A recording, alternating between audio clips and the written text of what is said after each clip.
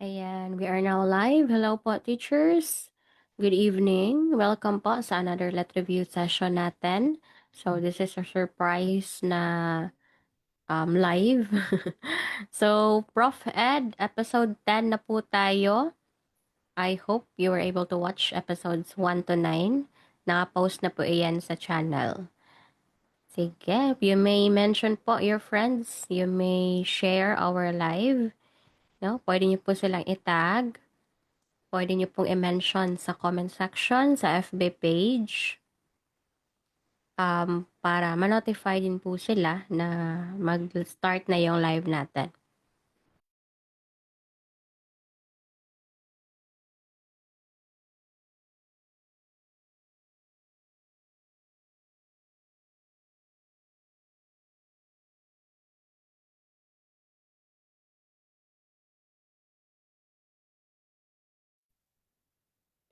Okay, sige. So, ilang days na lang, no? Very excited na po ba? Excited ng makatake ng board exam para finally, no, magiging licensed professional teacher na po.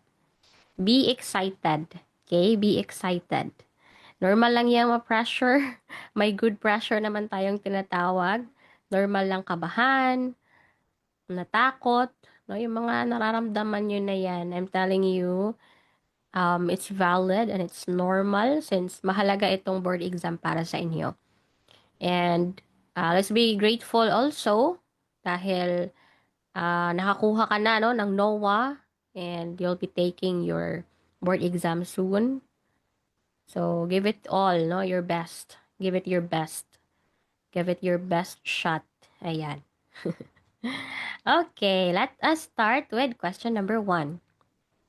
When a person's impairment prevents him or her from fulfilling expected social roles, the condition is referred to as A. Impairment, B. Disability, C. Handicap, or D.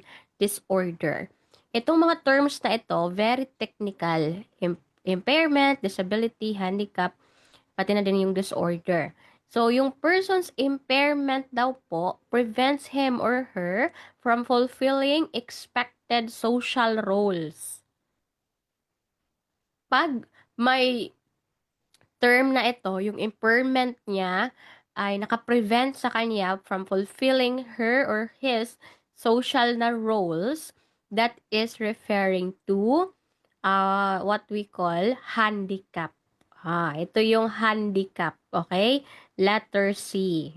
Yan, very good, no? May sumagot ng letter C, correct. Ano ba ang kaibahan nila? Okay. Pag impairment, it's a problem or loss in the structure or function of the body. Halimbawa, a student has hearing loss in both ears. That is impairment. Kasi may problema or nawala, no, yung structure or function sa kanyang katawan. Impairment ang tawag natin dyan. Now, magiging disability po siya kapag may limitation o a limitation in performing an activity because of the impairment. Halimbawa, because of the hearing loss niya, which is yung hearing loss, yun yung impairment, dahil dyan, nahihirapan siyang maintindihan yung mga spoken instructions without hearing aids or sign language. So, nahihirapan siya. So, basically, yung disability, that's a limitation sa pag-perform ng action or ng activity dahil sa kanyang impairment. Kumbaga, yun na yung effect, no, ng kanyang impairment. Pag handicap, ito yung word, disadvantage experienced when the environment creates barriers that limit participation. Disadvantage experience niya, that's handicap already. So, hindi niya na ma-perform yung kanyang specific role kasi disadvantage siya, no? So, sabi dito, example, the classroom has no sign language interpreter or captions, making it difficult for the student to participate in discussions. Diba? That is disadvantage niya. Nahihirapan siya, no? Kasi may impairment siya, hearing loss, and may disability siya na nahihirapan siyang hindi po maintindihan yung mga spoken na na instructions, no? Tapos wala siyang hearing aid, walang sign language. That is disability. Now, yung disadvantage na experience niya, that is the handicap. Alright? So, may karagdagan pa pong mga terms we have here. Pag sinabing special education, that's a type of educating individuals via accommodation, modification, and individualization depending on their individual differences and needs. That's special education, right? Pag LSEN, yan yung learner with special education needs. We also have PWD, persons with disability. Ang gifted naman po, yung gifted, people who have an IQ of more than 120. So, pag gifted, more than the usual yung kanyang IQ. We have this term also, accommodation, giving minimal assistance to the LSEN, but using the same task as everyone else. Meron lang minimal assistance, no? Pag modification na, binago na yung ibang bahagi ng task to help the learner with special education needs. We have also individualization, completely changing the task, no? Kasi magdidepende siya sa ability ng student. So, individualization yan.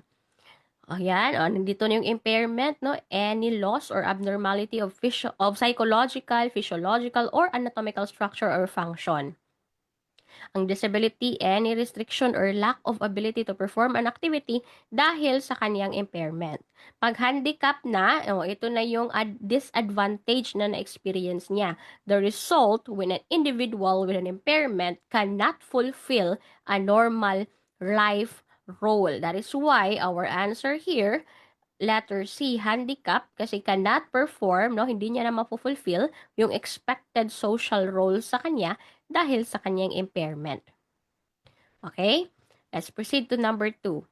Difficulty expressing ideas through handwriting or written output is characteristic of A. Dyslexia, B. Dysgraphia, C. Dyscalculia, or D. ADHD.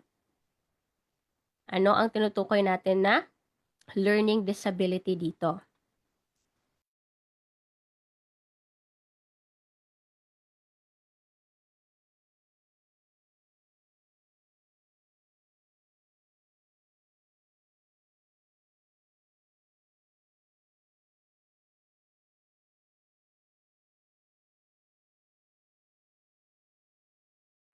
This is what we call, sa handwriting man, correct, dysgraphia. Pag related sa writing na disability, dysgraphia ang tawag natin dyan. And then here, you may screenshot this one. Wag na wag nyo tong kalimutan kasi ito ay paboritong-paborito sa Prof. Ed. Always remember this one, teachers, okay? Ang pag reading, no, pati na din yung a little bit of the writing and comprehension na disability or reading disability, that's dyslexia. Kapag sa writing, that's dysgraphia. Kapag dyscalculia naman, difficulties related sa mathematical calculation, no, yung disabilities related to mathematical calculations. So, numeracy. Dyspraxia, this is a common disorder that affects movement and coordination. Pag movement and coordination, dyspraxia. Auditory processing disorder. So, may difficulty po sa pag-process ng sounds. So, kaya nga auditory, no? Sounds. Language processing disorder arises when an individual has specific challenges in processing spoken language, impacting both receptive and expressive na language. So, may kinalaman sa language, syempre, language processing disorder. Meron ding non-verbal learning disabilities. Refers to the difficulties in decoding non-verbal behaviors or yung mga social cues. Mahihirapan ka magbasa, no, sa mga non-verbal na mga cues or mga gestures. Ayan. Visual perceptual or visual motor deficit exhibits poor hand-eye coordination, often lose their places when reading and have difficulty with pencils, crayons, glue, scissors, and other fine motor activities. So, pag specific on the fine motor na mga activities, halimbawa, ano, sa fine motor, yung sa ating mga kamay, no, yung mga activities that involves our hands, That is fine motor, no, na mga activities. So, pag may problema on that, ito, visual perceptual or visual motor deficit. Number 3, which learning disability primarily affects movement, planning, and coordination? Movement, planning, and coordination.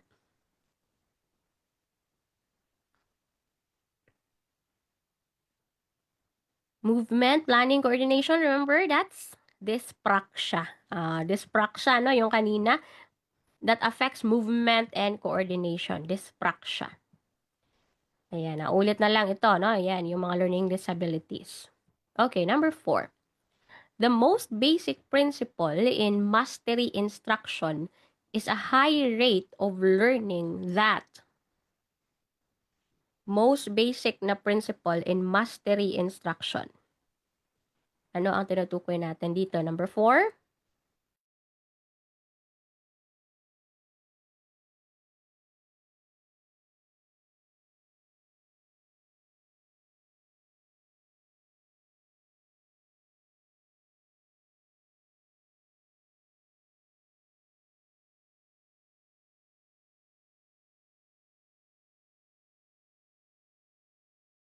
I can see different answers. May nag-C, may nag-D. Principle in master instruction, this is letter C. Sabi dito, adapts to the learner rather than the learner to instruction. Most basic principle in mastery instruction, yung nag-adapt, no, to the learner rather than yung learner ang nag-adapt sa instruction. Bakit? Kasi ang mastery learning is based on the philosophy that almost any learner can achieve a high level of tracking and understanding if given the right tools and time. So tayo, no, for the mastery of instruction, tayo ang um, adapt, no, yung instruction natin magdidepende sa learner. Kasi naniniwala ang mastery learning na nakabase siya sa philosophy na kayang maka-achieve ng bata or ng learner ng high level of tracking kung bibigyan ng right tools and specific na time. Therefore, the core principle is that educational system and pace, no, ng pagkatuto nila must adapt to the learner rather than forcing the learner to adapt to a rigid na fixed schedule of instruction. So, dapat mag-adapt sa learner rather than the learner to instruction. Yan po ang ating focus, no, pag sinabing sa mastery na instruction. Okay? So, it's not about the independent na study. Eto, so, sa ano na to, sa assessment na to, sa material na ibinigay, sa assessment pa rin ito. So, this is letter C ang ating sagot. Next, number 5. Who among the following DepEd secretaries proposed the values education framework in the Philippines?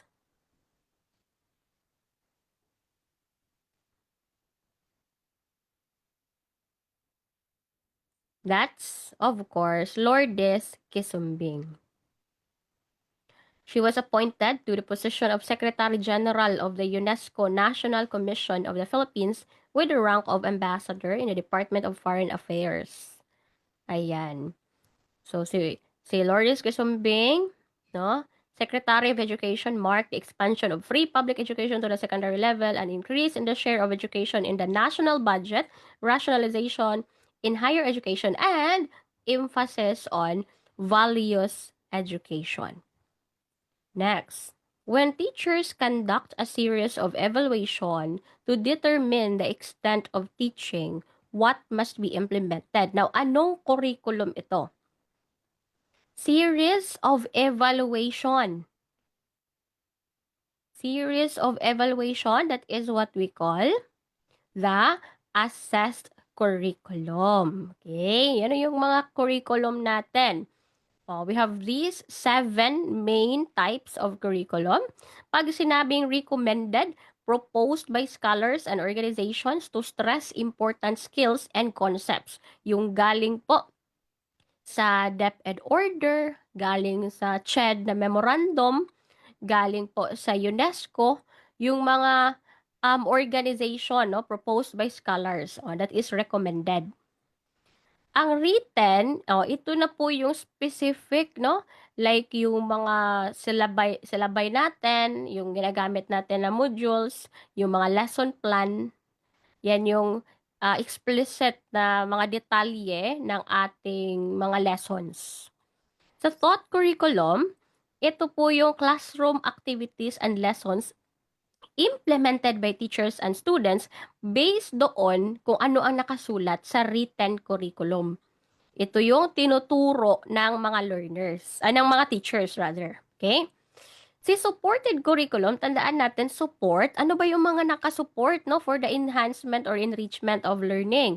Yung mga instructional materials natin gaya ng mga libro, yung ating laptop, yung computer na ginagamit no for ICT, yung projector, yung TV sa classroom, yung whiteboard o lahat ng yan, part po yan ng supported curriculum.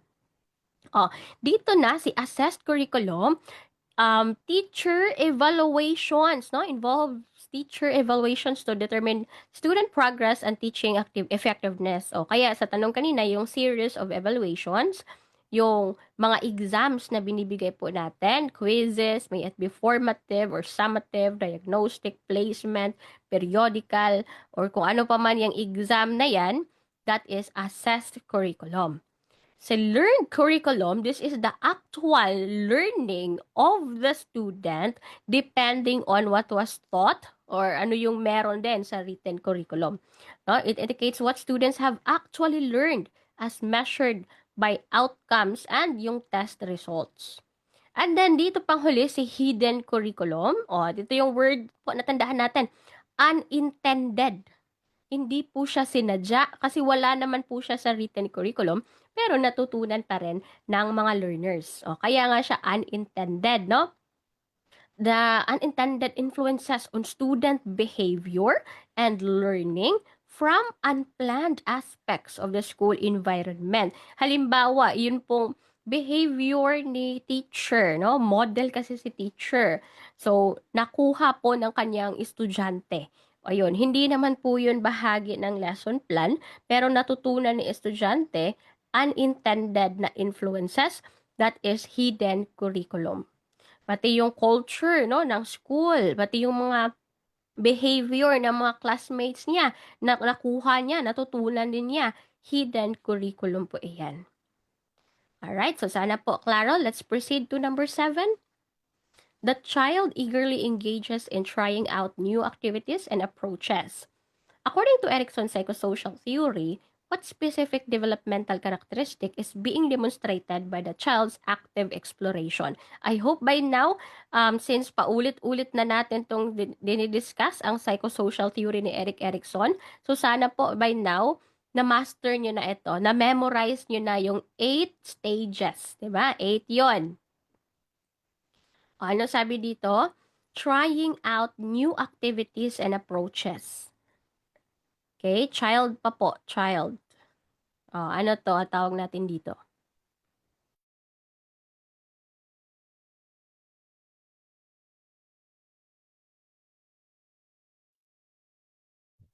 Good evening, Coach Greg. Ang ganda mo ngayon. Uy! Eto talaga si Teacher Ollie. Thank you po. Sige, kayo talaga, naniniwala na ako sa inyo ha. Yung mga sinasabi nyo dyan. Number 7, bakit may nag-number 8 na? Number 7 pa po tayo, teacher. Advanced yarn. Number 8 talaga ha, yung mga sagot ninyo, mga comments ninyo, number 8. Number 7 pa po. Dalawa ba ang number 7? Isa lang naman, number 6 pa naman to dito. Sige, this is initiative. Very good. Ayan, may nag-B, may nag-C. Correct answer po ay initiative, hindi po autonomy. Pag autonomy kasi, specific po siya on the freedom na binibigay. Eto kasi nakalagay, trying out new activities and approaches. Once ang bata mag-try out new activities, mag-explore siya ng panibagong activities na hindi pa niya ginagawa dati, initiative ang tawag natin dyan. And this is under the stage of initiative versus guilt. So, ang initiative, syempre, mag-explore man siya sa new activity, may new sense of purposefulness na siyang nakita, no? May new sense of purpose siya. Eager to try new tasks, join new activities. Play permits trying out new skills. Si guilt naman, kapag overly strict ka, ayan. So, the overly strict superego or conscience causing too much guilt. So, related to parental threats, criticism, punishment, children stop trying to master na kasi iniisip nila, ay, ma-fail naman ako, no? Nagigilty sila lagi. Kasi pinagalitan, laging tinitratan, no? Laging binigyan ng criticism, may punishment, that is guilt. Okay. So, ito yung 8 stages. I hope you're able to memorize na this, no, na this one. Infancy, trust versus mistrust. Babies learn to trust that their needs will be met. Hope po ang positive outcome, ang virtue. Autonomy versus shame and doubt. Early childhood po iyan. Will naman ang positive outcome. No, autonomy versus shame and doubt. Toddlers develop a sense of personal control over physical skills and choices. Dito sa preschool na sila, initiative versus guilt, children begin to take initiative in activities and interaction. So, meron silang new sense of purpose. Purpose. And then, school age, elementary, industry versus inferiority naman po. Children develop competence and a sense of achievement in school and other activities. Competence ang positive outcome. Sa identity versus role confusion, high school na ito, adolescence, no? Teens explore who they are and form their identity. Okay? And then, ang makukuha po na virtue dito, fidelity. Pang-anim po yung young adulthood. Ayan, 18 to 40. Intimacy versus isolation. Yung mga young adults, they seek close relationships and meaningful connections sa ibang tao. And we get love here. Love. Generativity versus stagnation, 40 to 65 years old, middle adulthood na po yan. Yung mga adults nag-focus na on contributing to the next generation and society. Ano ba yung makontribute ko sa susunod pa na henerasyon? Ano ba yung nagawa ko para makatulong for the next generation, para makatulong sa society? And care ang ating makukuha po, no, na virtue dito, care. Care for the environment, care for the community, for the society, care for the next generation. And panghuli, yung late adulthood na, gurang-gurang na tayo dito, na retirement na age, 65 and up, integrity versus despair. Older adults reflect on their lives and find meaning in their experiences. So marami na po silang mga napagdaanan, no? Kasi ilan na yung edad na dito, 65 and up, marami na silang experiences sa buhay. Nagre-reflect na sila on their lives and we get wisdom. Yan, wisdom is applied knowledge, no? Okay? Sige. Let's proceed to number 8. A teacher gives pupils meaningful classroom responsibilities, allowing them to experience success after completing assigned tasks. Which psychosocial conflict is most directly addressed? Ano yung na-address po dito sa situation na ito?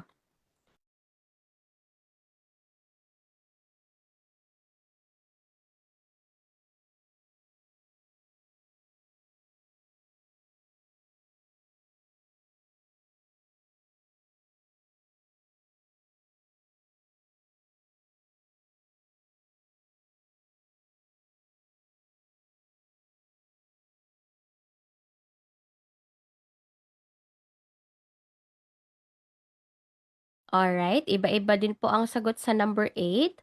May nag-B, may nag-A. And the correct answer here is letter B. Ito po ay industry versus inferiority. O, di ba nga sabi dito, teacher gives pupils meaningful classroom responsibilities, allowing them to experience success after completing assigned tasks. Ano yung ma-develop dito? Competence. Competence. O, di ba nga dito, sa ating industry versus inferiority, children develop competence and a sense of achievement in school and other activities. Pinupuri po natin sila. Gustong-gusto ng mga bata at this age, 6 to 12, na pinupuri sila. May sense of achievement sila. allowing them to experience success after completing assigned tasks. Okay? So, sana po nakuha, no, teachers? Letter B po ang sagot dito sa number 8. Ayan. O, bakit naging trust versus mistrust tayo dito? Na for babies naman po itong trust versus mistrust. Ayan. O, sa mga sumagot ng letter A, mag-reflect kung bakit yan ang pinili mo. A teacher gives pupils. Oh, ang trust versus mistrust sa mga babies po iyan. Ayan, so may sumagot din ng letter C. O, bakit letter C? May sinabi ba dito about sa identity niya, sa role confusion? Di ba? Wala. So, teachers, hanapin natin, i-connect talaga natin kung ano yung nasa situation, kung ano yung tinatanong, doon tayo magbe-base kung ano yung isasagot natin. Okay? Sige, number 9. If the level of significance is 0.05 and the p-value is 0.02, what should the researcher do? Ayan, research. Okay, research.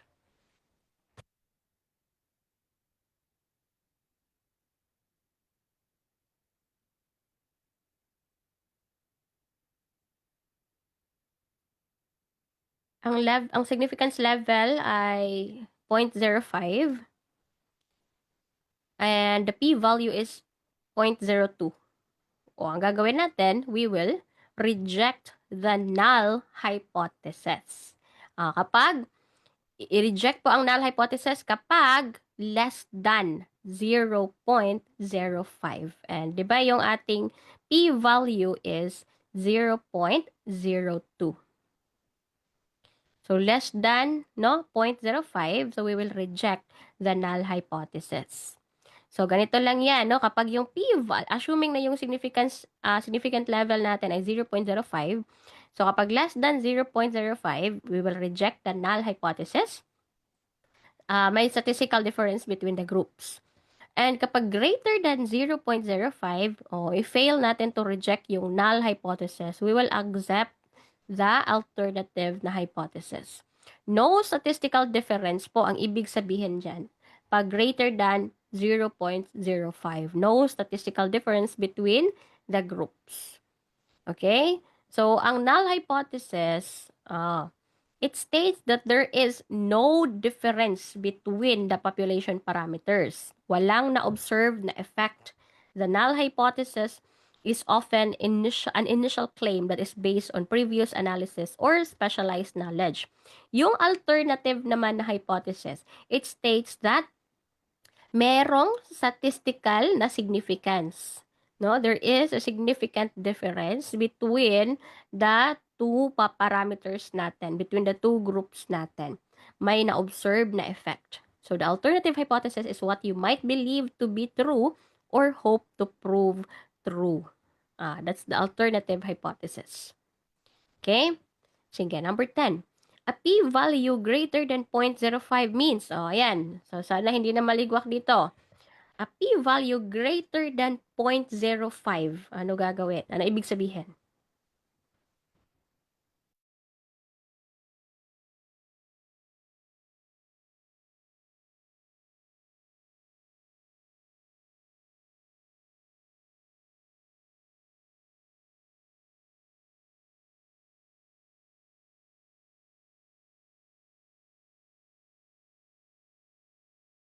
We will.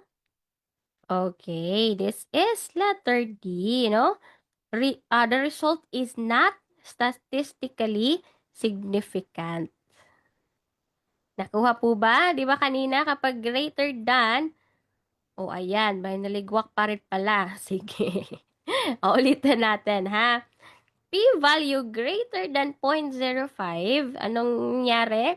Walang statistical na difference. Hindi po significant. The result is not statistically significant. Kapag greater than, kapag less than, may statistical difference. I-reject natin yung null hypothesis. 'Di ba? Kapag greater than, i-accept natin yung alternative hypothesis or fail to reject the null hypothesis. So, ganun lang siya, no? No statistical difference between groups kapag greater than 0.05. Sa mga naligwak, bakit? Isiping mabuti, ulitin ito.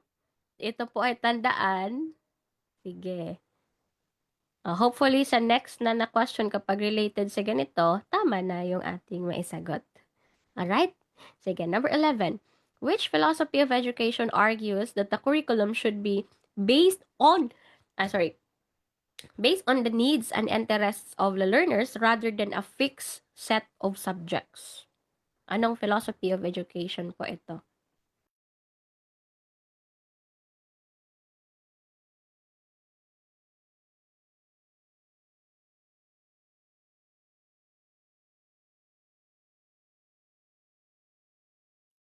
Alright, we have here needs and interests of learners. Yan pa lang, alam na natin that the answer is progressivism.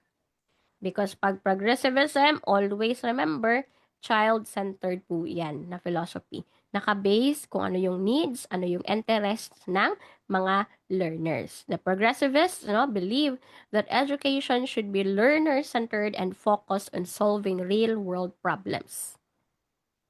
Number 12, under RA 4670, a teacher is entitled to a study leave after how many years? Oh, by the way, itong mga philosophies of education, it has been discussed already sa previous na mga episodes sa Prof. Ed. I hope panoorin niyo po yung mga lahat ng sessions sa YouTube channel.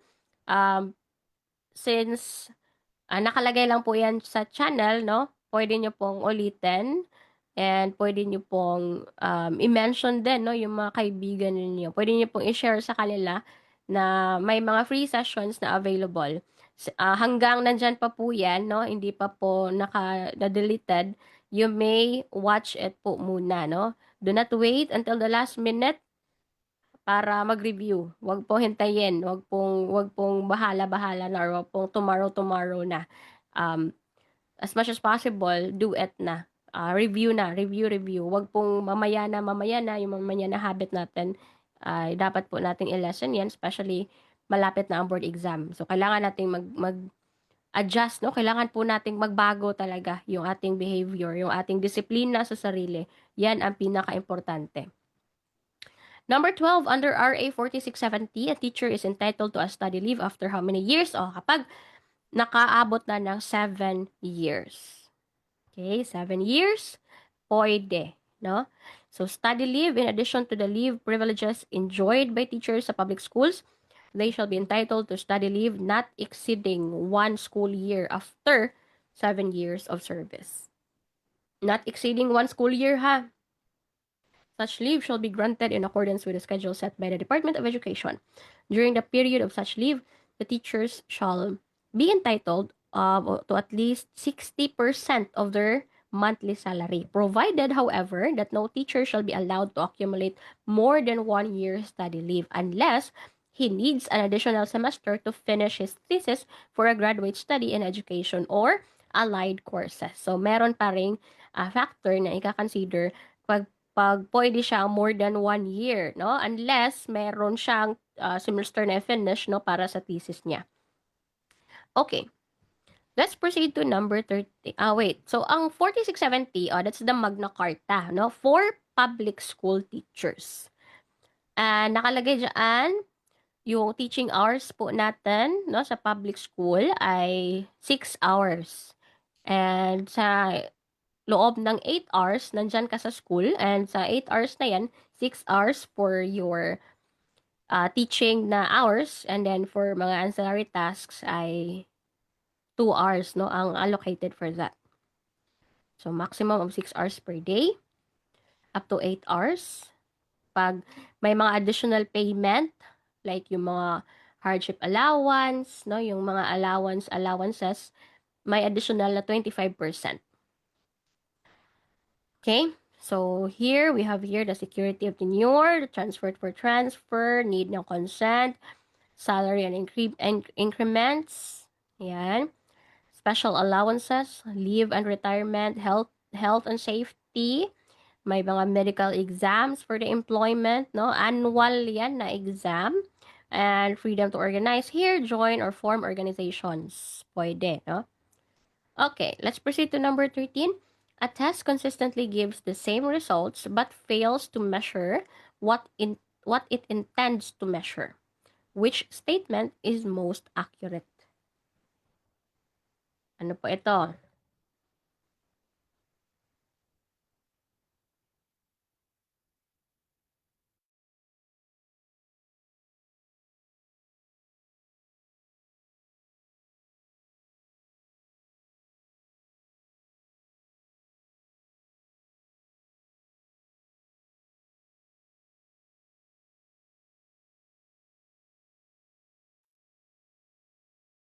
Consistently gives the same results but fails to measure what it intends to measure. Therefore, kasi paulit-ulit yung resulta, reliable yung exam. Pero hindi naman po nakuha kung ano yung gustong i-measure, hindi po siya valid. Therefore, the test is reliable but invalid or not valid. Kasi remember, pag reliability ang pinag-uusapan, yun yung consistency ng results. So sabi dito, same lang yung results. Pero, hindi po nakuha, no? Na-fail po yung ma-measure kung ano yung intended na mini-measure. And wala siyang validity.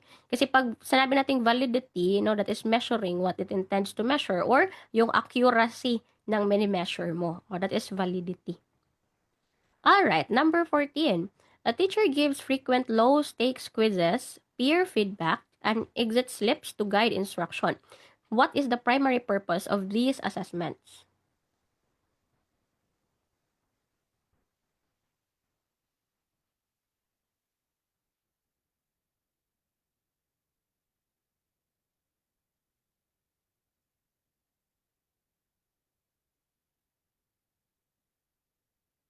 Ano po ito?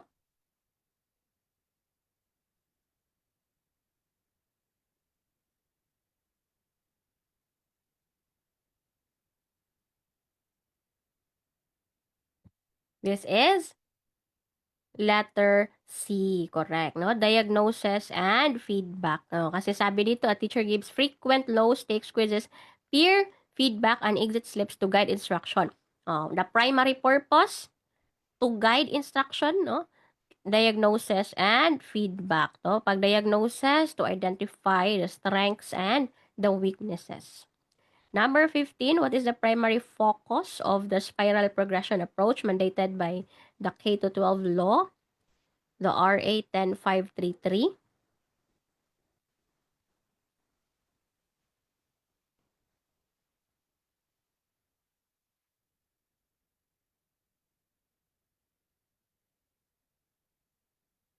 This is letter D, revisiting topics with increasing complexity.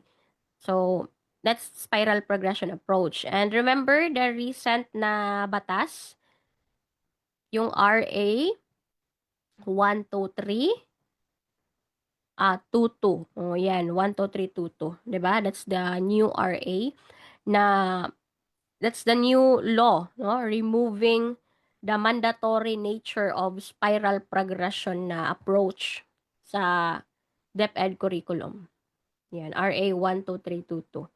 So, hindi na po mandatory ang spiral progression. So, it allows the Department of Education na merong flexibility, no, to determine the approaches or yung pedagogical approaches na i-implement sa basic education. So, it amended the RA, ito, 10533, the Section 5 of RA 10533. So, inimendahan. So, RA 12322, tandaan po ninyo yan kasi bagong batas po iyan. No, that's a new law that removes the nature of spiral progression. Okay? But then again, hindi po ibig sabihin na wala ng spiral progression. Nagkaroon lang ng more flexibility. Alright, next number. Hindi na lang siya mandatory, no? Sige, next, number 16, a teacher who emphasizes learning by doing and uses project-based activities is most likely influenced by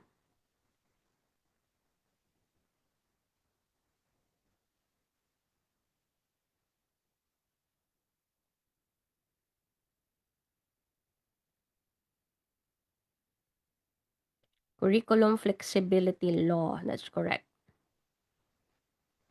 Of course, this is John Dewey, no? Learning by doing. Hands-on, active recall. Active learning, rather. So, John Dewey, learning by doing. Sabi niya, no, education is not preparation for life. Education is life itself. So, he advocated for experiential learning and the idea that education is a social process. Which domain of Bloom's taxonomy is primarily concerned with physical skills and coordination? Pag physical skills, coordination, that's psychomotor domain. No? Psychomotor domain. Physical skills and coordination man. Pag about po behavior, emotions, values, affective domain po iyan. Pag sa mental processes natin, cognitive domain. No? Wala pong social domain. Okay? So ito po, tandaan ninyo, teachers. Cognitive, thoughts, thinking, memorizing, reasoning, related po sa mga mental processes natin. Affective naman, emotions, feelings, no? Psychomotor, actions or doing.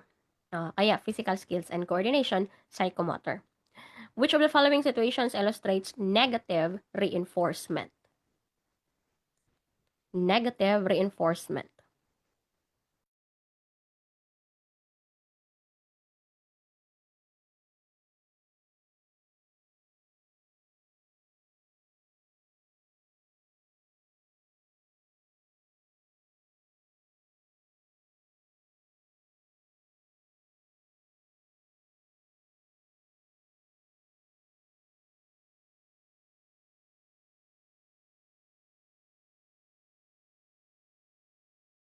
Number 18, ano po sagot? That is correct, no? Letter C, exempting a student from a quiz for having a perfect attendance. This is negative reinforcement kasi negative, may kinuha ka. Ano yung kinuha? Ang quiz. Negative reinforcement because an unpleasant stimulus, yung quiz, ay ni-remove po siya. Para ano purpose, no? To increase the desired behavior na perfect ang attendance. So sa mga naguluhan pa rin, ano bang kaibahan ng positive reinforcement, negative reinforcement, positive reinforcement, positive punishment and negative punishment? Ganito lang yan. Pag positive reinforcement, laging tandaan, positive, may dinagdag ka. Ano yung dinagdag mo? Pleasant na stimulus. Maganda, no? Ang dinagdag mo. Anong purpose? To increase the behavior. Adding something pleasant kasi gusto mo ma-increase yung behavior. Pinuri mo ang estudyante, no, for raising their hand and answering a question. So, naisip ng bata, no, ng student, na, ay, maganda pala, no, na mag-raise ako ng hand pag nagsalita ako. Kasi nakaka-receive ako ng praises galing kay teacher. So, that is adding something pleasant. Anong purpose? To increase the behavior. Si negative reinforcement, reinforcement pa rin po ha, pero negative. Pag negative, may ni-remove ka. Ano yung ni-remove mo? Unpleasant na stimulus. Ano ang purpose? Still, para ma-increase ang behavior. So basically, pag reinforcement po, teachers, ang pinag-uusapan natin, ano ang purpose? Increase the behavior. Dito lang sila magkakaiba sa addition of pleasant stimulus, that is positive. Pag negative na, removing an unpleasant na stimulus. Ano halimbawa ng negative reinforcement? When a teacher starts working quietly, when a student rather starts working quietly, the teacher stops reminding them to be quiet. Yung reminder na remove na siya. Maganda na, no? So, negative reinforcement, removing something unpleasant. Yung example natin kanina, kinuha yung quiz kasi na-perfect niya yung attendance. So, ni-remove yung quiz, which is something unpleasant for the student, para ma-increase yung behavior na lagi siyang perfect attendance. That is negative reinforcement. Okay? Since mabait kayo ngayon, hindi kayo nagulo-gulo diyan, nag-behave lang kayo, wala na tayong quiz. Ayan, negative reinforcement. Ang positive punishment, ayan, positive, since positive, addition pa rin. May dagdag. Pag positive po, may dinagdag. Adding an unpleasant stimulus to. Ano ang purpose pag punishment? Para ma-decrease ang behavior. So, ang positive punishment, magdagdag ka ng unpleasant stimulus to decrease the behavior. A student is sent to the hallway for talking during a lesson. Loss of class time is added. Medyo ano lang yung, medyo ano na siya, no? Medyo complicated na yung example dito. So, positive punishment. For example, bibigyan ko kayo ng extra tasks kasi maingay kayo ngayon. That is positive punishment. Adding something unpleasant to decrease the behavior. Sa negative punishment naman po, since punishment pa rin siya, ang pinaka-purpose pa rin is to decrease the behavior. So, nag-remove ka ng something, no? Remove a pleasant na stimulus to decrease the behavior. Kukunin ko ang, sabi ng papa sa kanyang anak, kukunin ko ang cellphone mo na yan kasi hindi ka na nag-aaral, puro ka na lang laro-laro, no? Kukunin ko yung cellphone na yan. That is negative punishment kasi kinuha niya yung cellphone which is pleasant for the child or for the bata. And ang purpose ay to decrease the behavior na puro na lang siya laro-laro. Hindi na siya nag-review or nag-aral. 'Di ba? So that is negative punishment. May kinuha ka na something pleasant to decrease the behavior. So basically, pag sinabi po nating reinforcement, ang purpose ay to increase the behavior. Kapag punishment naman po, ang purpose ay to decrease the behavior. Okay? And then kapag positive, may dinagdag ka. Kapag negative, may ni-remove ka. So in a given situation na may tanong related on this one, i-analyze mo, may dinagdag ba or may kinuha? Pag may dinagdag, positive. Pag may kinuha, negative. Ang purpose ba ay to increase the behavior or to decrease the behavior? Dyan na siya magkakatalo kung reinforcement ba siya or punishment ba siya. Okay, next, number 19. Which learning objective belongs to the highest cognitive level among the options? Highest na highest. Cognitive level, highest.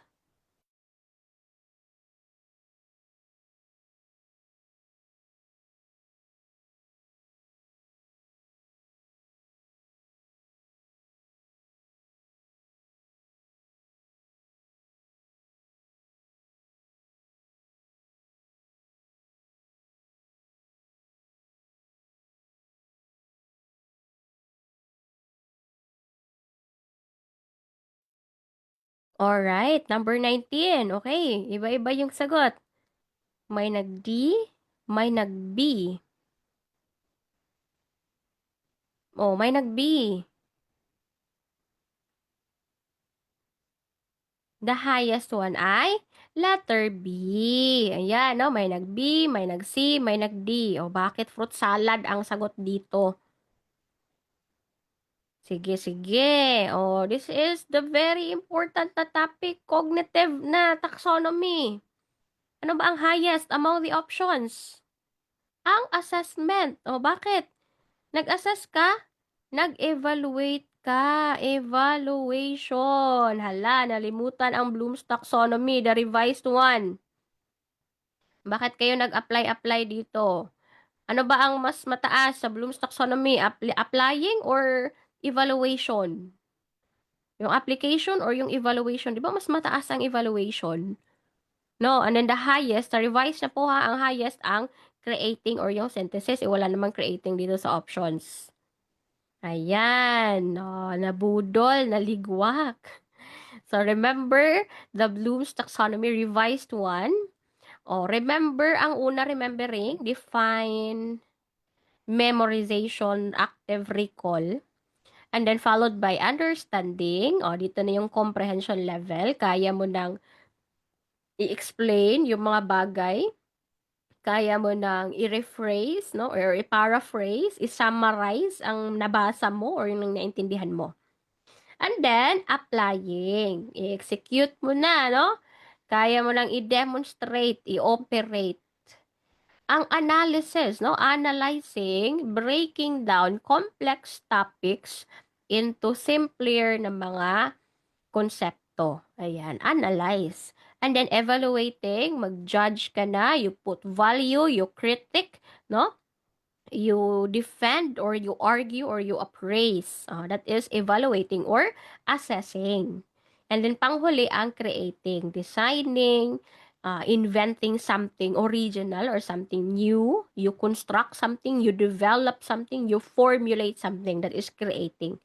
Alright, so sana po naintindihan sa mga naligwak, sana natuto, ha? By next time, careful, basahin talaga mabuti ang options. Ang sabi dito, highest cognitive level among the options, and that is letter B, assess, no? Evaluating. Okay, next, number 20. Which assessment tool is most appropriate for evaluating performance skills such as dance? Sino po mga magaling sumayaw dito, teachers? Talagang ano ako 'no, sa mga magagaling sumayaw, saludong-saludo. Talagang ano, paano niyo nagawa 'yan? Sinong mga magagaling dito sumayaw? Yung mga dancers. Oh, 'di ba 'pag teacher dapat magaling ka din sumayaw 'no, dapat talented si teacher kasi may mga times na may mga events sa school na pinapasayaw ka or ikaw yung magte-train sa mga estudyante mo 'no, sa mga anak mo na students ng pagsayaw 'pag may mga activities, mga program sa school. So, ang daming trabaho ni teacher. Of course, this is checklist or rubric. Wala nga naman essay or multiple choice. Pwede, pero ang most appropriate ang tinatanong.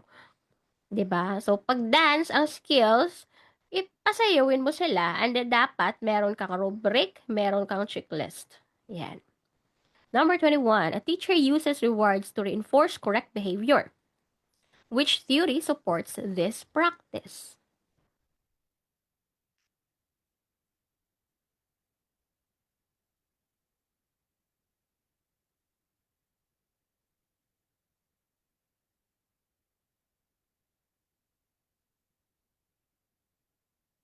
Of course, this is behaviorism, no? Behaviorism associated with B.F. Skinner's operant conditioning. May reinforcement kasi na nangyayari. Behaviorism. Remember po, every day is a chance to learn. Do not waste a single time na hindi ka makapag-review, na hindi ka makapag-aral. Make sure every day may natututunan kang bago. Yan yung ginawa ko dati. Talagang yan yung inilagay ko sa isipan ko na walang araw na wala akong natututunan. So, for the rest, no, sa time na nag-review ako during that time, I remember every day talagang may lesson, may learning. So, do not leave ng isang araw na wala kang natututunan, no? Every day is a chance to learn. Make use of the time. Maximize your time. Especially if gustong-gusto mo talagang mag-top sa board exam, dapat may extra effort kang nilagay dyan. Talagang mas maraming oras ang ilalaan mo every day sa pagre-review. Hindi po yan imposible. I'm telling you, hindi po imposible. Kung nangangarap ka na mag-top sa board exam, hindi po imposible. Especially kapag itinanim ni Lord yan sa puso mo, it will be given to you. And if you are really, really willing, no, kapag consistent ka din, and then kapag will ni Lord, ibibigay yan sa'yo. Okay? And then, don't forget not to send your love and support to the channel sa YouTube by leaving a comment sa mga videos po natin. No, it could be a heart emoji or just your simple message. I'll be reading that one too. So, kindly leave a comment. No, your support means a lot for me also to be able to continue doing this mga free lectures sa YouTube para pwede niyo pong i-recommend din sa ibang teachers na makilala ninyo na magte-take po ng LET. Okay, sige, let's proceed. Erickson believed that children who are overly criticized for their efforts during the elementary years are likely to develop. A. Isolation. B. Inferiority. C. Role confusion. Or D. Despair.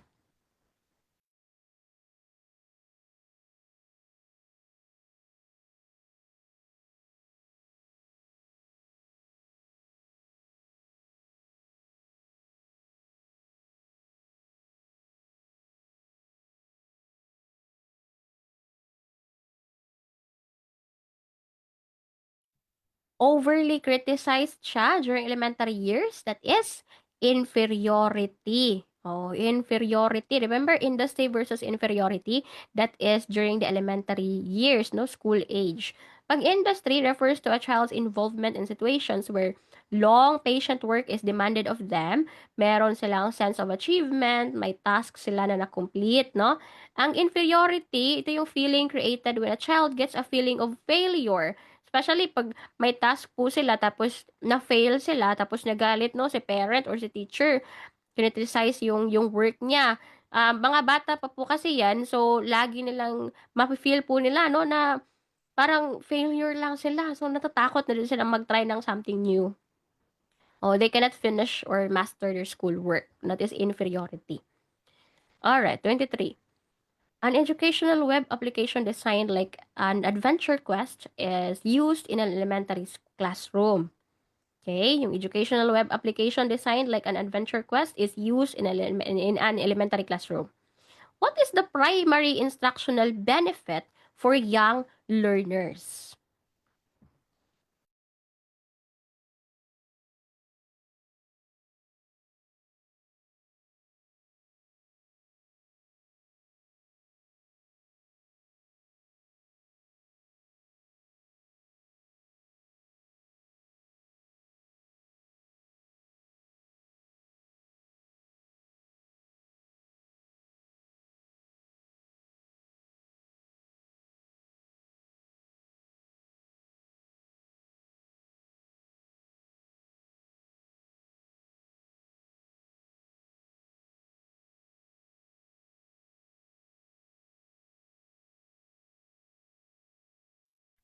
Twenty-three, that is, okay, may nakikita po akong letter C, may nag-letter A, may nag-letter D.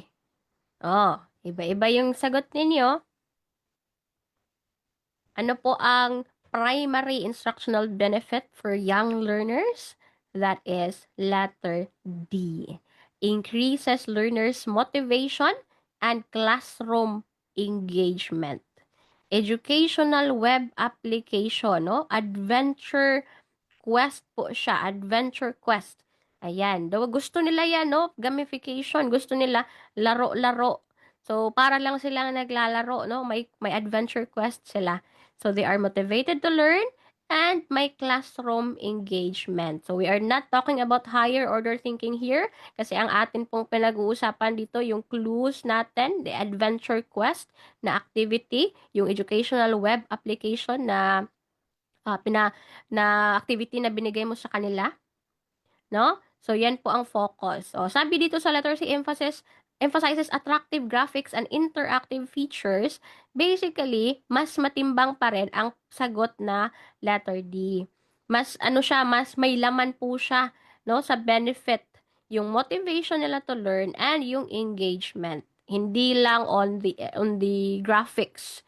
Hindi lang on the attractive graphics, mas importante, mas mabigat pa rin ang kanilang motivation to learn and yung classroom engagement. Okay? Next, number 24. What kind of presence is engaged in through the community of inquiry model? Okay, what kind of presence is engaged in through community of inquiry model?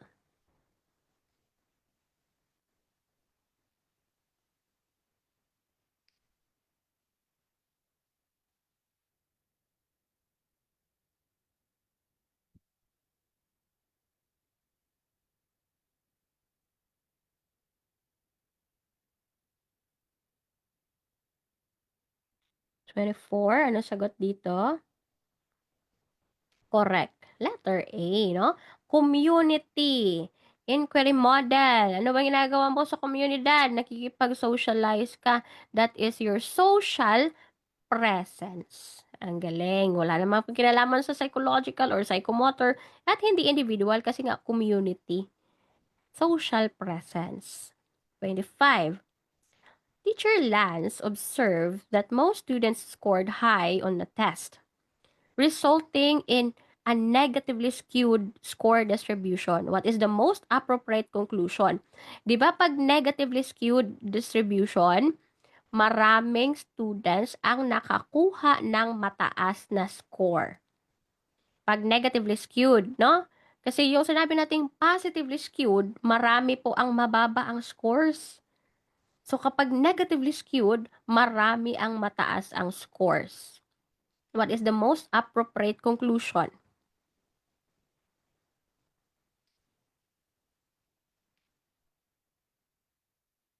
O yan, 25, letter A. O kasi nga, marami ang mataas ang scores, the test items were generally too easy. Maganda ba ito? Or pangit? Pangit talaga ang word. Maganda or hindi? O, hindi po maganda.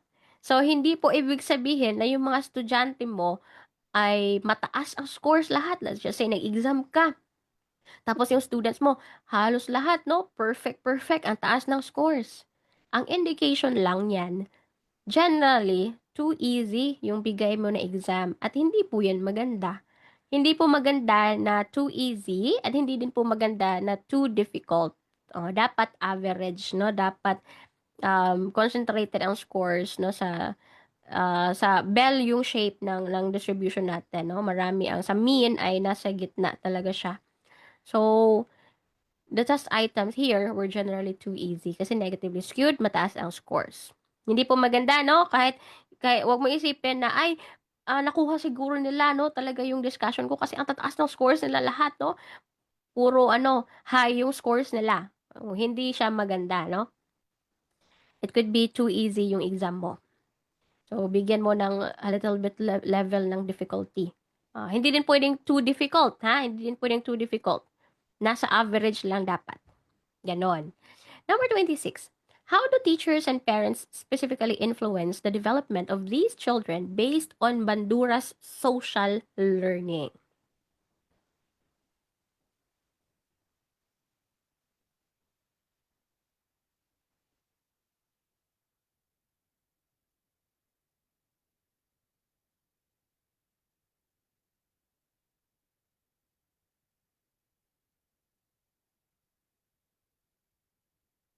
All right. Number 26, I see letter D, letter A,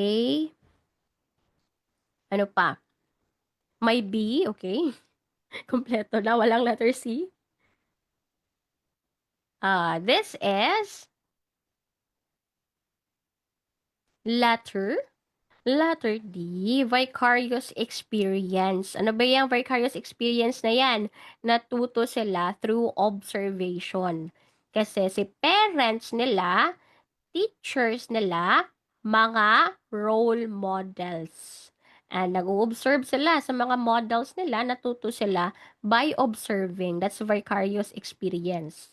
Vicarious learning, no? Learning through observation. And that is still part of Bandura's social learning theory. So, naka-observe yung learner by following the model, by observing them. No, that's vicarious experience.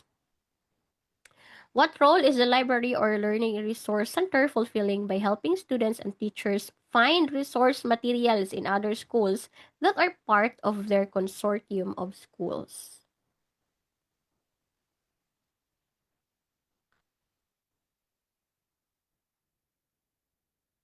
27. Anong role ito? This is what we call coordinating. Coordinating, no? Kasi, anong ginagawa nila? Find resource materials in other schools. Nakikipag-coordinate sa ibang paaralan, no? Through by finding resource materials that are part of their consortium of schools. So, that is the role of coordinating. Next, 28, on the reasoning process, which is used for pure philosophy that is deductive rather than an inductive science. Deductive po, no? Rather than inductive.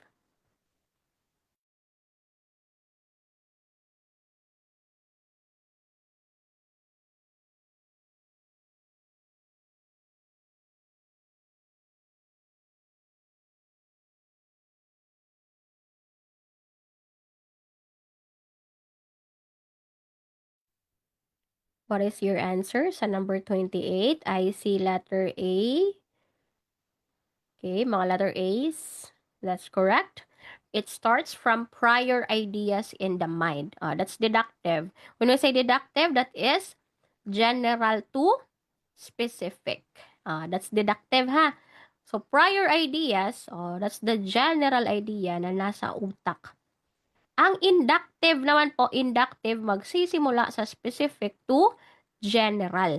Now, tingnan nyo yung itong letter B. It starts with the real outside of the mind. That is specific po. External reality, ibig sabihin outside pa rin. Specific. It starts from the real to the mental. Real. Kung makikita nyo ang B, C, and D, puro sila real. Real na real. Yan. Real, real, real. And dito sa letter A, nag-start siya sa idea. So, hindi siya sa real. Okay? So, ganun siya, no? Kung tingnan mo yung options, may add one out. So, iba ang letter A. Okay, next. So, sa mga naligwak, sana natuto.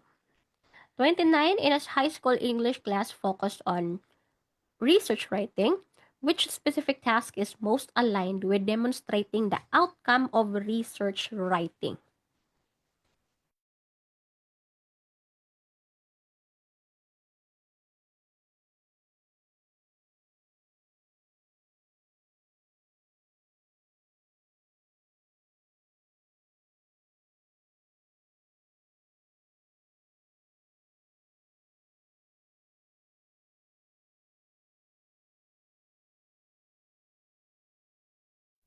Twenty-nine, this is letter.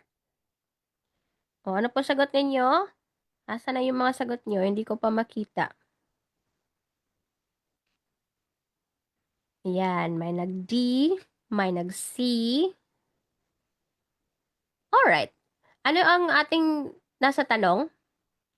Most aligned with demonstrating the outcome. Demonstrating the outcome. Pag sinabing outcome, that's the result already. Resulta na po ha, resulta. Ang data gathering, may resulta na ba yan? Wala pa, nag-gather ka pa lang ng data. Nag-define ka lang ng terms, wala pang resulta. Mas lalo ang question formulation, wala pang resulta. And dito na sa letter D, may project na, project report kasi tapos na, may resulta ka na, may outcome na. Nakuha po ba? Ayan, sige. Dami pala naligwak sa 29. So, sana po natuto. Sana sa susunod na tanong pag related on this one, ay alam na ang sagot.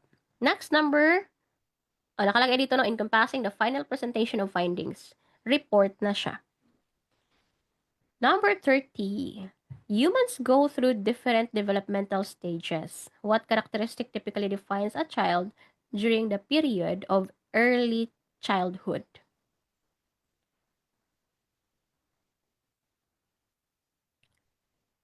Early childhood. Siyempre, hindi pa yan mature. Early childhood pa lang. Early childhood, hindi din yan high level pa ang cognition. Kasi nag-develop pa nga ang brain. No? Is it independence or readiness for schooling? Actually, the best answer here ay letter C po talaga. Readiness for schooling. Ang early childhood typically ages 2 to 6, characterized by rapid physical, cognitive, and social development that prepares a child to enter formal education. During this stage, children develop the language skills, social behavior, emotional regulation necessary to succeed in classroom environment. Okay? So, hindi po independence ang sagot, teachers, ha? Ang independence, syempre, pag matanda na, no? Pag malaki na yung tao. So, ang best answer here, readiness for schooling kasi early childhood pa po. Early childhood, 2 to 6. Preschool na. Alright, ayan, no, this is the last item po for tonight's session. Again, don't forget, no, I will appreciate it very, very much. Kindly support the channel and share this also to your friends who will be taking the board exam. Baka makatulong din po sa kanila, no? Don't forget, no, to mention them, especially kapag nagre-review ka, encourage them to review also. Kasi friends ka, no? Pag friends mo sila, pag friend ka na tunay, you will encourage them to review as well. Hindi lang yung sa sarili mo, no? Okay? Sige. So, that would be all for now. Thank you for joining me tonight. I hope to see you sa next natin ng mga sessions. Kindly follow lang our Facebook page and subscribe to the YouTube channel as well. Bye-bye everyone and good night.